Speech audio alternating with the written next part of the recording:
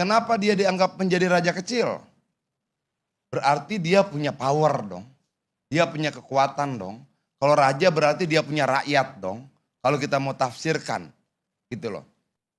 Mungkin nggak kemudian misalnya mereka yang tidak punya rakyat dianggap atau disampaikan sebagai raja kecil. Kalau begitu maka bisa lebih sempit lagi nih. Ketika analisanya raja kecil atau raja besar pasti punya rakyat. Pasti dia memimpin. Kalau dia tidak memimpin sebuah kelompok rakyat, sebuah komunitas rakyat, maka dia tidak disebutkan sebagai raja. Oke, siapa itu? Ya diidentifikasi saja. Siapa yang memang dianggap punya rakyat. Jadi sebenarnya gampang tanpa harus menyebut nama.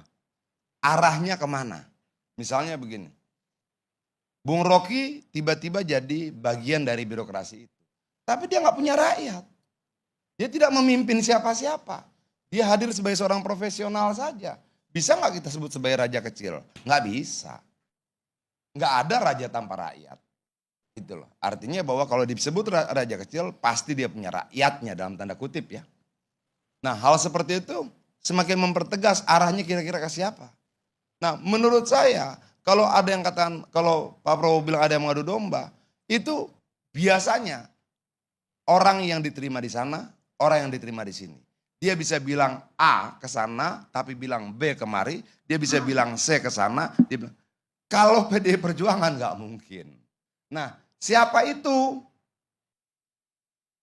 Itu kan kita nggak bisa sebut namanya. Hah? Gampang. Bisa Pak Ruki sampaikan nanti. Oh, bisa disampaikan. Itu loh. Pasti disampaikan. Nah, yang seperti itu. Nah, kalau kita menafsir-nafsirkan misalnya, rumit. Saran saya untuk pidato-pidato berikutnya, Presiden sudah fokus aja. Bagaimana problem di birokrasinya telan sendiri. Nggak perlu diumumkan keluar. Ketika dia umumkan, orang akan lihat. Enggak masyarakat Indonesia, enggak politisi Indonesia, seluruh negara akan lihat ada yang sedang tidak bagus dalam sana. Ketika dia bilang ada raja kecil dalam birokrasi, dia sedang mempertontonkan, saya punya kelemahan loh di kabinet saya. Di birokrasi saya ada kelemahan. Ada orang yang malah nantang-nantang, ngapain? Ngapain sebagai presiden dia mempertontonkan kelemahan komposisi birokrasinya pada orang lain? Ada gunanya? Enggak ada. Ada yang mau ngadu domba saya dengan Jokowi, istana semua bisa diadu satu dengan yang lain. Kenapa? Ada kompetisi di situ, ada rivalitas di situ. Angkanya nggak kecil loh, Rey. Angkanya ini bukan berebut duit di pasar, bukan berebut duit di terminal. Yang diperebutkan apa? Sumber daya alam yang sangat besar, hutan-hutan, kayu-kayu, kebun-kebun. Kompetisinya lebih mengerikan. Itu loh. Nah, apakah mungkin orang yang tidak terlibat dalam kompetisi istana itu akan disebut ngadu domba? Ya nggak mungkin. Yang mau ngadu domba pasti punya kepentingan. Kepentingan apa? Ya berebut sumber daya alam, berebut akses ekonomi, berebut anggaran, berebut APBN dan sebagainya. Kan begitu. Nah, kalau kemudian Prabowo tidak memperbaiki pidatonya, saya takutnya ketika dia pidato lagi, itu kita gelisah lagi. Rakyat gelisah lagi. Sementara menurut saya, oke, kita jujurlah. Ada utang jatuh tempo yang sangat besar. Ada beban ekonomi yang sangat besar. Ada kemudian APBN dan pajak yang terus berkurang. Udah, Presiden fokus di situ. Ketika kamu bicara tentang adu domba, kamu tidak sadar bahwa kamu ada dalam lingkaran puncak kekuasaan. Yang dikelilingi dan sekian banyak orang yang punya kepentingan. Ketika kamu berbicara ada raja kecil yang tidak patuh pada saya, kamu sedang mempertontonkan ada kerapuhan dalam lingkaranmu. Bagus buat sebuah pemerintahan? Enggak bagus. Nah untuk teman-teman yang kemudian membuatkan materi pidatonya, jangan lakukan itu lagi. Sudah, fokus Presiden berbicara tentang angka-angka kemakmuran, hutang, bagaimana menjawab ini segala macam, itu saja. Gak usah yang lain-lain, biar rakyat punya harapan. Bagaimana kemudian rakyat mau berharap ketika Presiden bilang ada raja kecil di birokrasi saya. Bagaimana kemudian rakyat punya harapan ketika Presiden bilang ada yang mengadu domba saya. gitu loh. Walaupun sebenarnya kalau kita bilang yang menjadi problem dari Jokowi ini apa? Dia tidak punya perwakilan satu orang pun di parlemen. Harusnya presiden bernegosiasi, pemerintah bernegosiasi dengan parlemen, bukan dengan orang di luar parlemen. Jadi kalau kemudian orang katakan seperti itu, saya katakan seperti itu mau memisahkan Jokowi sama Prabowo? Tidak. Tapi itulah ketatanegaraan kita. Itu loh. Bagaimanapun juga dalam soal anggaran, yang harus duduk itu banggarnya PDI Perjuangan, banggarnya Golkar, banggarnya PKB, ada banggarnya Jokowi? Enggak ada. Enggak ada. Wah, pernyataan Adian mau memisahkan Jokowi dan Prabowo? Enggak, ketatanegaraan kita begitu kok. Ketatanegaraan kita begitu. Nah, tapi kalau kemudian itu ditafsirkan sebagai mengadu domba, ya salah yang menafsirkan saja. Dia salah menafsirkan pernyataan saya, dia salah menafsirkan bagaimana hubungan ketatanegaraan kita satu dan yang lain. Halo teman-teman, selamat datang lagi di channel ini. Salam inspirasi, salam NKRI, harga mati. Ya, seperti penyampaian yang disampaikan oleh Bung Adian Apitupulu, ya beliau ini juga anggota Dewan, ya anggota DPR RI, Komisi 5 ya, dari fraksi PD Perjuangan, salah satu politisi senior juga di partai berlogo banteng itu. Kemudian salah satu aktivis yang sampai saat ini tetap konsisten menjaga nilai-nilai demokrasi, ya, menjaga konstitusi dan seterusnya. Ya, aktivis 98 dengan segala perjuangan-perjuangan dan kontribusi untuk membangkitkan semangat di era reformasi. Nah, teman-teman, terkait pidato, ya pidato Bapak Presiden Republik Indonesia, Presiden Prabowo Subianto, beberapa waktu lalu pidato beliau ini viral, sangat-sangat ya luar biasa dan menimbulkan sorotan karena beliau ini semacam curhat pada saat pidato yang menyampaikan ada yang melawan beliau di dalam birokrasi, ada yang merasa kebal hukum, ada yang merasa raja kecil, jadi raja kecil. Nah, kalau dalam segi nalar logika berpikir, dan saya setuju seperti yang disampaikan Bung Adian Apitupulu, di mana ketika disebut raja, artinya ada rakyatnya, ada pendukungnya, ada masa pendukung yang besar, atau ada pengikutnya lah, kurang lebih seperti itu. Ya, raja kecil. Saya nggak tahu raja kecil ini beda dengan raja Jawa, ya. It's okay. Ini menjadi sesuatu hal yang menunjukkan bahwa Pak Prabowo menyampaikan kepada publik, kepada di pidatonya gitu ya, bahwa ada yang melawan beliau di dalam birokrasi. Ada yang merasa kebal hukum, ada yang merasa raja Jawa, raja kecil dan seterusnya ya. Ada semacam hal yang kita dengarkan, ada yang ingin ya mengadu domba antara Prabowo dan Jokowi.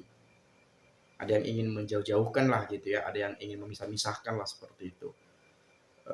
Ya pasti juga secara logika ya pasti orang dalam juga sebetulnya nggak jauh-jauh lah gitu ya. Tapi kan saya coba lihat dari Aritonang ya, ini penyampaian dari Bung Aritonang. Mantap Bung Adian, analisanya sangat-sangat nurani. Hal yang pasti kebenarannya, jangan kita orang awam juga jadi khawatir mendengar pidato Pak Presiden Prabowo. Saya selalu buat Bung Adian. Oke, mantap Bang Adian, aktivis mahasiswa yang memperjuangkan kaum buruh, petani, dan kaum miskin perkotaan yang dia bela dulu dari zaman Orde Baru. Keren, ada politisi kayak begini. Bung Adian, lanjutkan perjuanganmu meski sepi sendiri, tapi makin menyala, makin nampak warnanya berpihak ke rakyat kecil.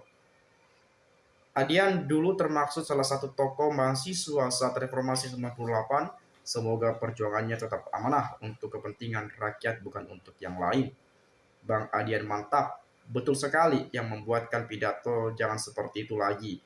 Fokus yang seharusnya diurusi.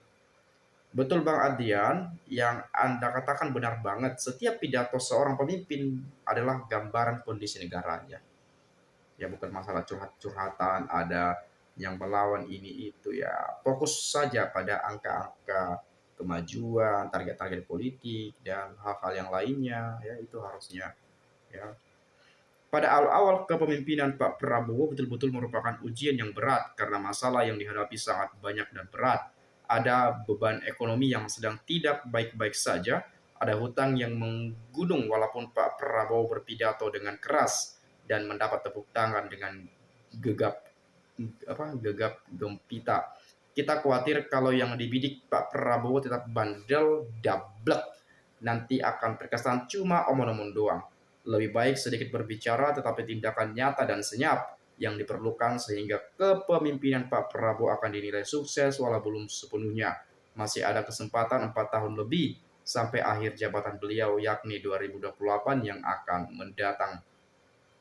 Benar Pak Prabowo harus disindir biar berubah. Rakyat gak mikir itu. Kalau disebut malah rakyat senang. Bisa tahu presiden serius di dalam, gak masalah disebut bagus itu. Oke, mantap pencerahan Bung Adian Nabi Tupulu. Kami sangat mengerti. Kami orang awam saja bisa menilai pidatonya Pak Prabowo Presiden yang kami pilih selama 3 kali Pilpres. Sangat disayangkan pidato yang tak penting dipublikasikan harusnya mempunyai sikap dan tegas karena Presiden Panglima tertinggi. Salam NKRI. Setuju Bang Adian, masukannya buat Presiden yang hebat, tetap luar biasa, apalagi ketegasan presiden yang seharusnya anti intervensi kepentingan, jadi presiden karena kemampuannya yang akhirnya didukung oleh rakyat dan Allah meridhoi bukan karena Mulyono. Pidato presiden harus jelas, tegas, berbasis data dan fakta untuk mengarahkan konstituennya mengejar pencapaian target visinya. Jangan berpidato basingan sehingga timbul kebusingan dari bahasa yang orang bingung dan orang yang pintar.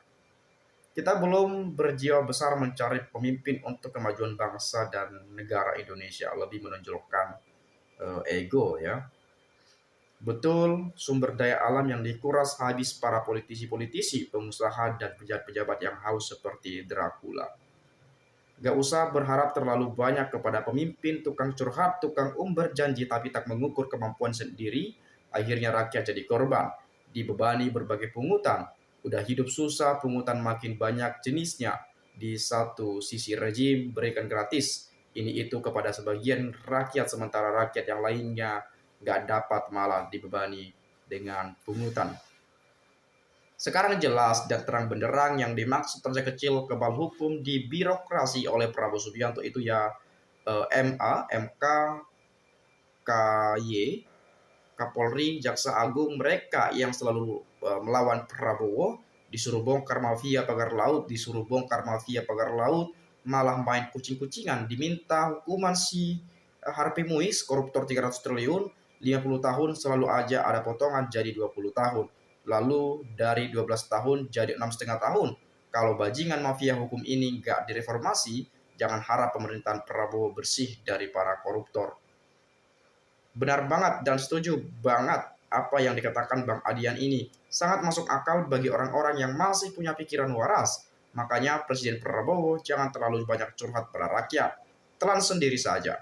Toh Bapak Presiden terpilih, tokoh dari kelompok-kelompok yang mau menguasai banyaknya sumber daya alam Indonesia. Saya sampai hari ini belum pernah tahu dan mendengar bahwa para koruptor secara diam-diam ada yang menyerahkan hasil korupsinya kepada pemerintah. Kami sangat setuju apabila anggaran dikurangi daripada banyak anggaran semakin banyak para koruptor. Politik adalah kepentingan, bila sama maka akan menjadi teman, jika kepentingan berbeda maka akan menjadi lawan. Tidak boleh ada matahari kembar. Ya memang seperti itu teman-teman, nama juga politik ya, suatu waktu kawan jadi lawan, lawan jadi kawan juga tuh ya. Selama Prabowo tidak mengadili Jokowi, selama itu pula kami rakyat yang waras tetap akan terus berteriak adili Jokowi dan kami tidak peduli kalau anggapan Prabowo kami ingin memecah belah antara Prabowo dan Jokowi. Pak Prabowo itu presiden buat dirinya sendiri dan sesuka hatinya sendiri. Bukan buat rakyat. Buktinya banyak rakyat susah dan banyak PHK percuma. makan gratis buat anak sekolah, tapi orang tuanya nggak bisa makan. Justru ini lebih kejam dari Hiroshima. Rakyat pun sudah mulai grogi soal kebijakan pemerintahan sekarang. Waktu kampanye katanya koruptor akan dikejar sampai Antartika.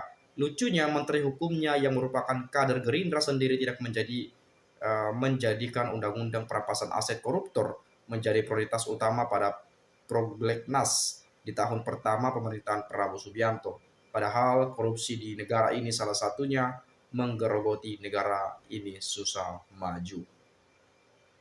Penyebab utama kemiskinan, kebodohan, dan kerusakan adalah korupsi, tetapi para koruptor menggunakan hal-hal lain sebagai kambing hitam, seperti HRS, FPI, adu domba umat Islam, kriminalisasi ulama, teroris, framing makar NKRI harga mati, jargon-jargon paling Pancasilais, jargon-jargon rasis, jargon kadrun, jargon Yaman, jargon badisan sakit hati iri, jargon pendengki. Semua itu permainan para koruptor dibuat oleh para koruptor untuk menyembunyikan kejahatan busuknya.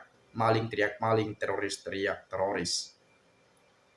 Jelas sekali pikiran Pak Adian ini. Istilah adu domba hanya dipakai untuk menjelaskan adanya usaha melagakan dua orang yang sedang terukun dan baik-baik yang masing-masing punya kekuatan yang sama supaya langsung bercakaran. Ini tentu bisa ditafsirkan yang kekuasaan presiden sekarang bisa diimbangi oleh orang lain yang punya kuasa yang sama. Jadi pusing nih jika presiden bukan orang yang paling berkuasa dalam negara. Omongan seorang presiden alias pidato dalam publik selalu akan dikira sebagai kebijakan, makanya asal jangan pakai, lepas saja. Sekarang baru paham kan, kalau dulu Abah Anies kasih nilai 11 dari 100, seorang presiden, bintang 4, ahli strategi, dan didukung hampir semua partai. Tapi kalau dapat masalah, ngeluh dan mengadu ke emak-emak, cemen banget kamu tong. Pantasan dulu Akmil nggak naik kelas, ternyata nggak baik dan buruk dalam kepemimpinan. Wow, baguslah AHY dalam pidato, pantasan diusir oleh Pak Harto, nggak bisa ambil keputusan, rupanya pengecut. Prabowo pidato dengan berganti-ganti yang membuat rakyat gelisah, itu berarti membuka aib sendiri tentang ketidakmampuan seorang presiden. Seorang pemimpin yang berdiam tentu mengelola negara dengan penuh strategi, bukan mengadakan pengumuman di sana-sini. Program yang dijalankan tentu memberi obat kepada orang sakit, bukan sebaliknya. Maka sebaiknya meminta bantuan Pak Anies untuk membuka strategi memajukan bangsa dan negara. Ya, banyak sekali ya penyampaian-penyampaian teman-teman kita ini. Mungkin teman-teman ada penyampaian lain, boleh juga silakan sampaikan di video ini ya. Itu saja, sekali lagi terima kasih saya ucapkan. Salam NKRI harga mati.